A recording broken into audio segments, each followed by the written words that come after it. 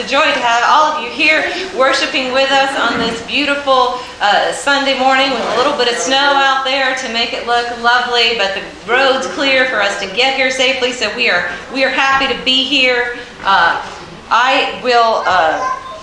going to hand over to Rich in a second, but I want to go ahead and I want to introduce to you that Millsaps Dye is preaching for us today, and he and Elaine are friends, and I am so glad that they are here and allowed me to spend my time last week doing my continuing education and focusing on that, and I really appreciate the SPRC encouraging me to do that instead of just going, I'll just preach, it's okay. So I'm really, really grateful for that. And I'll tell you a little bit about Millsaps. He retired from the Mississippi Annual Conference in 2009, and he had served multiple congregations, director of the Wesley Foundations at Mississippi State, and that's the college ministry programs there.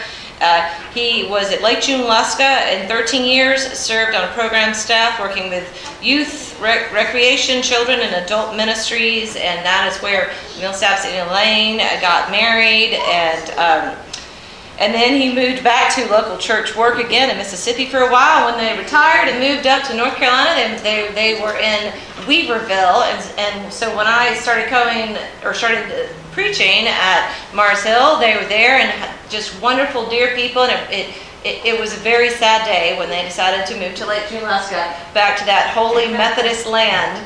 But it is just happy that for them to come back for this time to preach for us. I'm sure we will be blessed in that today. I will let Rich take over. Thanks, Lisa, and we want to welcome everyone who's here to worship with us today, both in the pews and online. So we're happy to have Reverend Dye and Elaine here with us this morning. I wanted to ask Reverend Dye, I put in a little note to you.